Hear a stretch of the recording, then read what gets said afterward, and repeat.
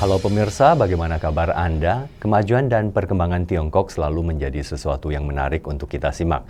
Dan Ni Hao Tiongkok adalah program khusus dari kami untuk menyampaikan informasi menarik dan aktual seputar Tiongkok bersama saya, Andy Chiu. Kita mulai dengan berita ekonomi. Administrasi Umum Bea Cukai Tiongkok baru-baru ini memperkenalkan 12 langkah untuk menopang pengembangan terkoordinasi wilayah Beijing, Tianjin, Hebei. Langkah-langkah ini merupakan upaya untuk lebih meningkatkan keterbukaan dengan mengembangkan industri-industri utama dan menciptakan lingkungan bisnis kelas 1 di 3 kota tersebut.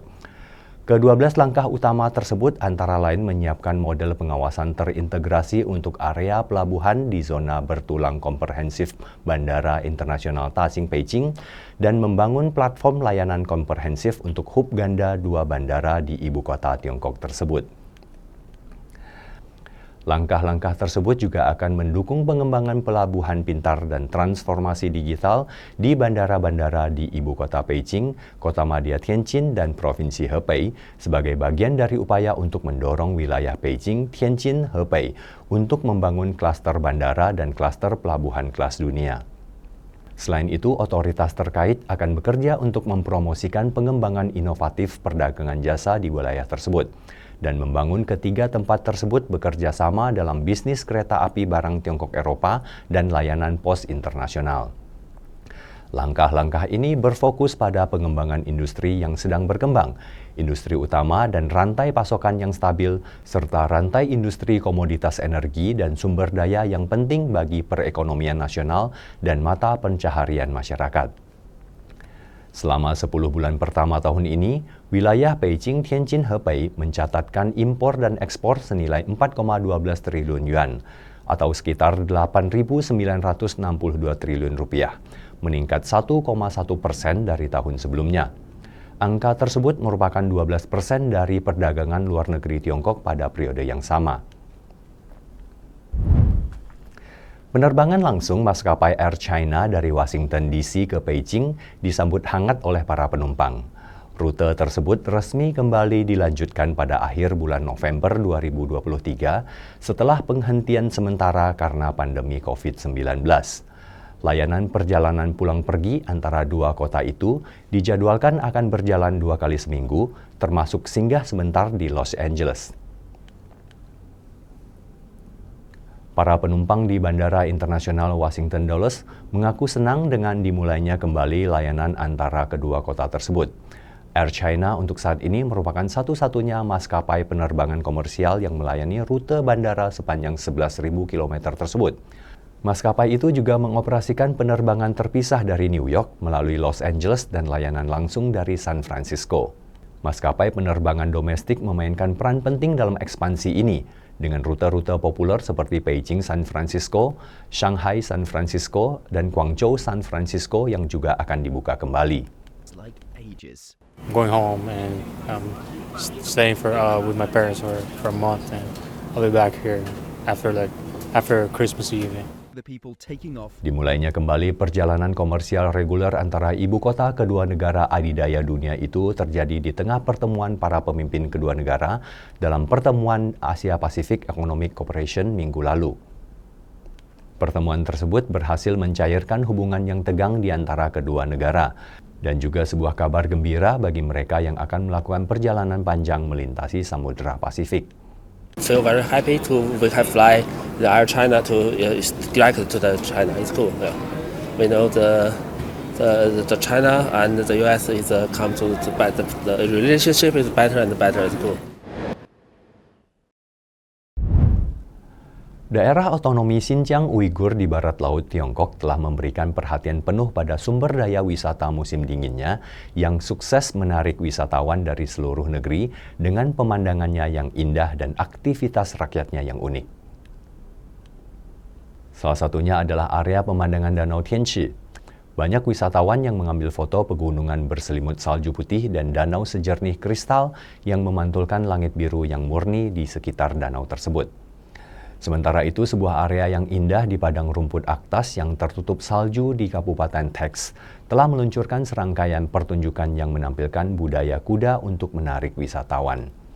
Di area itu, wisatawan tidak hanya dapat menyaksikan kawanan kuda yang berlari melewati salju tebal, tetapi juga menikmati olahraga lokal seperti gulat di atas kuda dan mengalami serangkaian kegiatan seperti kereta luncur salju yang ditarik kuda.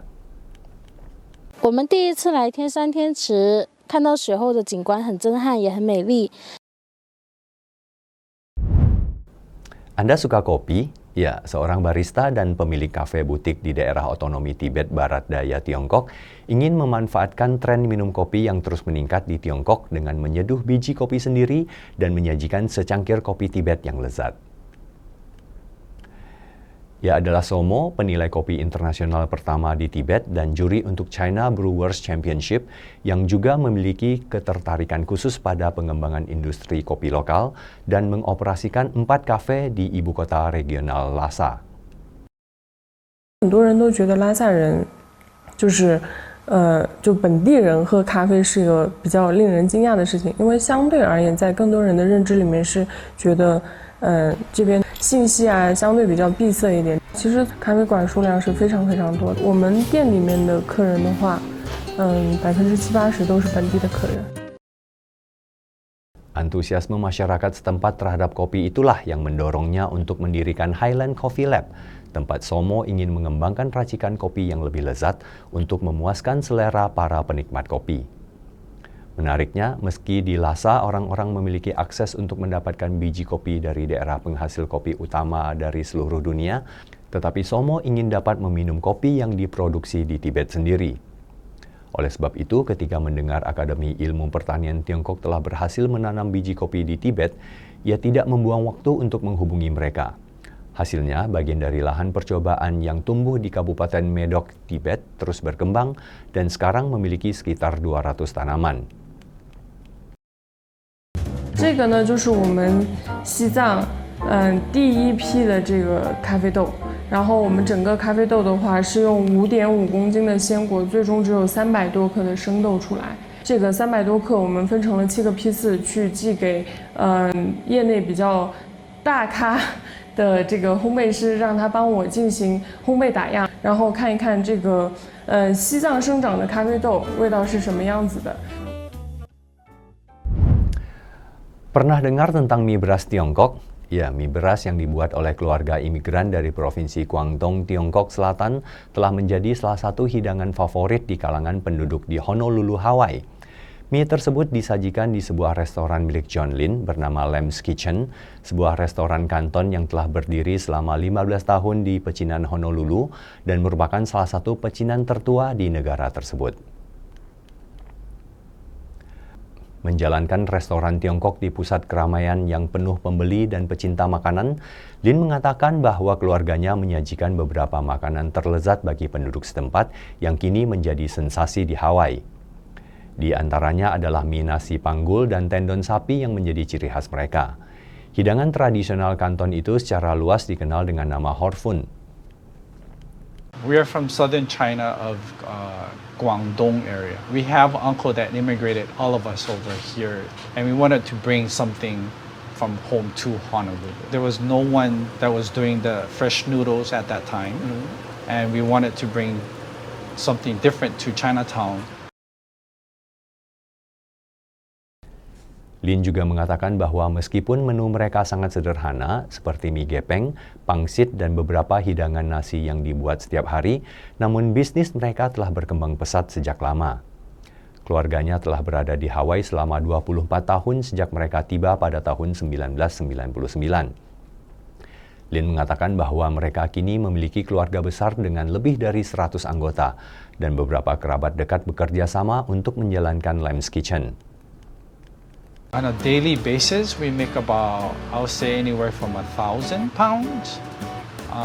When it's a busier days, it could be 1,500 pounds of noodles. Yeah, we do wholesale out to other restaurants as well. So the gentleman that you saw is Ken. He's my cousin. He practically runs the operation and he does the cooking as well. He's actually the one that's here every morning making that noodles. when our parents came, both of our dads were working in the same restaurant. They both were cooks, and mom then would be dishwashers, and that's where we are, and that's how we started restaurant business. Pemirsa, demikian Ni Hao Tiongkok edisi kali ini. Semoga berita-berita yang telah kami suguhkan bermanfaat dan bisa menambah wawasan serta pengetahuan kita. Kami akan kembali dengan ragam berita dan informasi menarik seputar Tiongkok minggu depan. Terima kasih atas atensi Anda. Saya Andi Chiu. Semoga Anda dan keluarga senantiasa sehat dan sejahtera selalu. Sampai jumpa.